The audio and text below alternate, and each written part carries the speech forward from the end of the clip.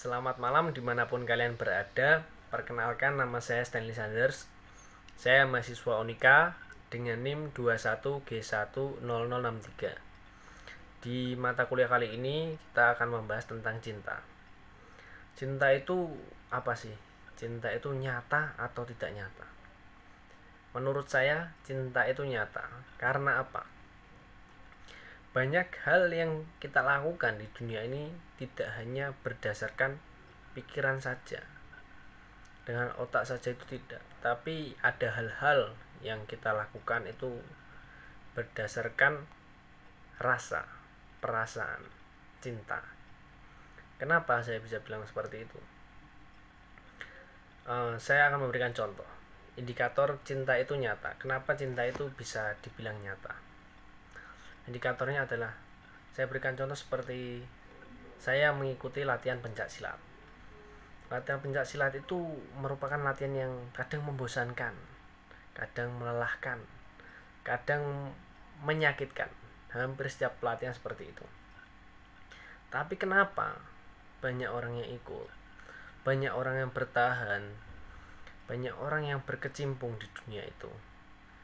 Karena menurut saya mereka melakukan itu dengan asas cinta. Cinta kadang tidak hanya bisa dipikirkan, tapi cinta dirasakan dari hati kita. Itu adalah salah satu contoh yang saya berikan. Kadang kaki lelah, kadang otak sudah bilang untuk berhenti, tapi kita meneruskan karena dasar cinta. Seperti juga kita kuliah, kadang kuliah memang melelahkan, tapi dengan dasar cinta kita mengerjakan tugas-tugas. Dengan dasar rasa, karena kita suka di jurusan kita mengerjakan tugas. Saya akan memberikan beberapa pernyataan filsuf kenapa cinta itu nyata. Seperti perkataan Sternberg 1988 mengatakan, cinta adalah bentuk emosi manusia yang paling dalam dan paling diharapkan. Manusia mungkin akan berbohong, manusia mungkin akan menipu, mencuri, dan bahkan membunuh atas nama cinta. Dan lebih baik mati daripada kehilangan cinta. Cinta dapat meliputi setiap orang dan dari berbagai tingkatan usia. Yang kedua, menurut Master DKK 1992 mendefinisikan cinta sebagai tugas yang sulit. Di samping mencintai pasangannya, yaitu baik lelaki maupun wanita, manusia dapat mencintai anak maupun orang tua, saudara, hewan kesayangan, negara, atau Tuhan, sama seperti mereka mencintai makanan kesukaan mereka, pelangi, dan olahraga favoritnya. Sedangkan menurut Hendrik dan Hendrik 1992, tidak ada satupun fenomena yang dapat menggambarkan bagaimana itu cinta. Pada akhirnya cinta merupakan seperangkat keadaan emosional dan mental yang kompleks. Pada dasarnya, tipe-tipe cinta yang dialami masing-masing individu berbeda-beda bentuknya dan berbeda-beda pula kualitasnya. Menurut Rubin dalam Hendrik dan Hendrik, cinta itu adalah suatu sikap yang diarahkan seseorang terhadap orang lain yang dianggap istimewa, yang mempengaruhi cara berpikir, merasa, dan bertingkah laku. Terkadang kita melakukan sesuatu itu yang seperti yang saya bilang, katakan tadi, tidak hanya kita pikirkan. Kadang kalau kita pikirkan tidak masuk akal, kita pikirkan aneh, tapi kita lakukan itu karena apa? Karena kita cinta. Untuk pembahasan selanjutnya adalah proses alami yang begitu indah tapi cukup rumit. Jika Anda perhatikan, orang yang sedang jatuh cinta kadang bertingkah aneh dan konyol. Berikut adalah proses-proses di mana seseorang mulai jatuh cinta. Jatuh cinta menurut sains, yang pertama adalah terpikat. Sebelum Anda jatuh cinta pada seseorang, Anda tentunya akan merasakan ketertarikan yang hebat pada awal bertemu atau berbicara. Ada banyak hal yang bisa membuat seseorang tampak memikati hati, misalnya penampilan, suara, cara berbicara, bahasa tubuh, usia, kesamaan sifat, dan latar belakang. Pada tahap pertama ini, hal-hal yang membuat dirinya memikat akan mengaktifkan bagian otak Anda yang bernama reseptor opioid. Reaksi otak ini serupa dengan reaksi yang muncul ketika tubuh menerima obat pereda nyeri, yaitu morfin. Bagian opioid ini bertanggung jawab untuk mengendalikan perasaan suka atau tidak suka akan suatu hal. Yang kedua, kasmaran. Setelah Anda merasa terpikat pada seseorang, Anda tentu ingin tahu lebih banyak soal dirinya dan ingin berada di dekatnya. Ini adalah tahap kedua dalam fase jatuh cinta, yaitu fase kasmaran. Tahap jatuh cinta ini ditandai dengan munculnya euforia atau perasaan antusias yang berlebihan. Tubuh akan memicu produksi hormon dopamin, adrenalin, dan norepinefrin. Akan tetapi perasaan bahagia yang muncul juga diikuti dengan ketegangan. Ini adalah hormon adrenalin, adalah salah satu hormon yang diproduksi ketika Anda sedang stres. Maka tak heran ketika Anda bertemu dengan dia, kencan pertama, Anda merasa sangat tegang, gugup setengah mati. Beberapa orang menunjukkan reaksi tubuh yang berbeda-beda. Terkadang ada orang yang berkeringat, gelisah, mual, sakit perut, bahkan gatal-gatal. Biasanya jantung akan berdegup lebih kencang dari biasanya ketika Anda berada bersama orang yang Anda suka. Dunia berputar di sekitar Anda. Ketika Anda berusaha untuk mengenal dan mencari tahu soal dirinya, Anda akan masuk dalam tahap jatuh cinta yang ketiga. Dalam tahap ini, peredaran darah menuju bagian otak yang disebut nukleus accumbens meningkat jadi lebih deras. Nukleus accumbens adalah bagian otak yang mengendalikan kenikmatan dan penghargaan. Maka ketika Anda sedang bersama orang yang Anda sukai, Anda akan memikirkan dirinya, otak akan membaca sebagai bentuk kenikmatan dan reward bagi Anda.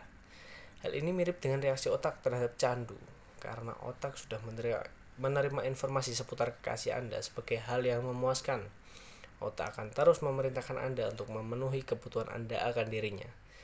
Inilah yang membuat Anda selalu mendapatkan sosoknya dan tak pernah bosan dengan dirinya di awal masa jatuh cinta.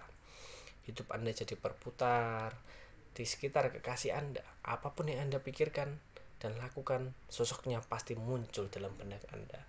Anda juga jadi rela melakukan apapun demi menyenangkan dirinya, bahkan hal-hal yang aneh, konyol, atau sulit dilakukan. Selanjutnya, cinta itu buta. Jatuh cinta membuat kadar zat tertentu dalam otak seperti serotonin berkurang, terutama pada laki-laki. Ini banyak diamati pada orang-orang yang mengidap gangguan obsesif kompulsif OCD. Pasalnya kadar serotonin yang rendah menjadi alasan mengapa Anda jadi merasa begitu terobsesi pada pasangan. Perasaan ini juga menyebabkan Anda untuk mengabaikan sifat-sifat negatif pasangan dan hanya mau melihat positifnya saja. Inilah mengapa orang bilang bahwa cinta itu buta. Dalam beberapa kasus, kadar serotonin rendah yang dibarengi dengan naiknya hormon adrenalin dan norepinefrin mampu meningkatkan gairah seksual. Yang kelima, berkomitmen pada satu sama lain. Lama-lama tubuh akan mulai terbiasa dengan berbagai perubahan yang terjadi pada hormon, otak, dan fungsi tubuh lainnya. Ketika jatuh cinta, karena itu Anda pun mulai merasa lebih nyaman, tak lagi gugup, sampai keringetan atau sakit perut ketika bersamanya. Ini adalah tahap jatuh cinta yang terakhir, yaitu membangun komitmen dan ikatan berdua. Dua hormon yang berperan penting dalam tahap ini adalah oksitosin dan vasopressin. Keduanya juga sering disebut sebagai hormon cinta. Meningkatnya oksitosin dan vasopressin dalam tubuh akan membuat Anda merasa tentram dan aman ketika sedang bersama pasangan Anda. Inilah yang mendorong Anda dan pasangan Anda untuk saling berkomitmen satu sama lain. Yang selanjutnya, mencintai. Mencintai adalah soal hati. Apapun yang membuat kita bahagia, meskipun kadang bagi orang lain aneh, itu adalah cinta. Faktor-faktornya adalah kelebihan yang menarik perhatian. Tak hanya penampilan, kita bisa jatuh cinta kepada seseorang jika dirinya memiliki kelebihan yang menarik perhatian kita. Kelebihan tersebut tak hanya soal wajah yang tampan atau cantik, tapi bisa jadi pribadi yang menyenangkan, cerdas, ramah, dan lain sebagainya. Yang kedua adalah kecocokan. Ketika kita berinteraksi atau chemistry bisa membuat kita jatuh cinta kepada seseorang. Nampaknya faktor yang satu ini memiliki peran yang sangat penting dalam sebuah hubungan. Yang ketiga, kenyamanan. Setelah merasa cocok, biasanya dua orang akan merasa nyaman satu sama lain. Jika sudah seperti ini, kemungkinan besar benih-benih cinta akan tumbuh di antara keduanya. Yang keempat, ketertarikan yang sama. Biasanya sepasang kekasih memiliki setidaknya satu atau dua keterikatan yang sama. Hal yang sama ini membuat keduanya saling terikat. Yang berikutnya adalah faktor-faktor atau halangan yang membuat kita tidak bisa mencintai, yaitu adalah tidak ada ketertarikan khusus padanya. Tiap orang pastinya punya hati dan perasaan yang berbeda-beda. Kita tak bisa serta-merta menyukai orang yang mencintai kita karena pada dasarnya memang tak ada ketertarikan. Kita tak punya rasa yang benar-benar istimewa untuk bisa dikatakan cinta.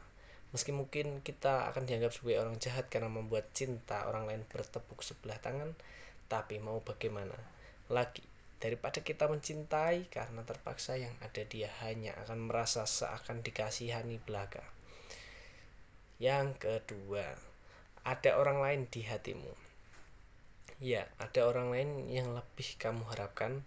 Ada seseorang yang lain di hatimu, sehingga tak ada cukup ruang untuk seseorang yang lain memaksakan masuk ke hatimu, memaksakan dirimu mencintai orang itu, sementara ada orang lain di hatimu. Itu akan membuat perasaan kita menjadi terombang-ambing. Jadi daripada menyukai seseorang karena terpaksa, lebih baik menjalin hubungan baik seperti biasa saja. Yang ketiga, sebelum mengenalnya dengan baik, bisa saja peluang untuk menyukainya itu ada. Hanya saja kamu masih butuh waktu untuk mengenalnya lebih dalam lagi. Kamu masih perlu lebih banyak kesempatan untuk mengenalnya lebih jauh. Tak ada orang yang mau bersama dengan seseorang yang belum dikenalnya dengan baik. Jadi ketika kamu belum mempunyai banyak waktu untuk mengenalnya, kamu masih sulit untuk mencintainya. Yang keempat, sebelum mempercayai kesesungguhan atau keseriusannya, masih belum ada rasa percaya, rasanya belum yakin dia benar-benar mencintai saya atau tidak, sehingga kamu ragu untuk mencoba menerima cintanya. Bisa jadi adalah pengalaman dari hidupmu sendiri yang belum usai, sehingga kamu tidak mudah percaya pada seseorang, pada perasaan orang lain. Selagi bisa jadi kamu masih butuh waktu lagi, tak perlu terburu-buru. Namanya hati dan perasaan kadang tak bisa dipaksakan. Kalau belum bisa membalas cinta seseorang dengan kadar yang sama, maka ya tak bisa memaksakan diri berlebihan. Jika memang dia adalah sosok yang tepat untukmu, hatimu pasti akan tergerak sendiri untuk lebih dekat padanya. Itu adalah faktor yang menghalangi kita untuk jatuh cinta. Ya baik, itu adalah beberapa reaction saya mengenai tugas filosofi logika. Sekian, saya Stanley Sanders pamit. Ciao.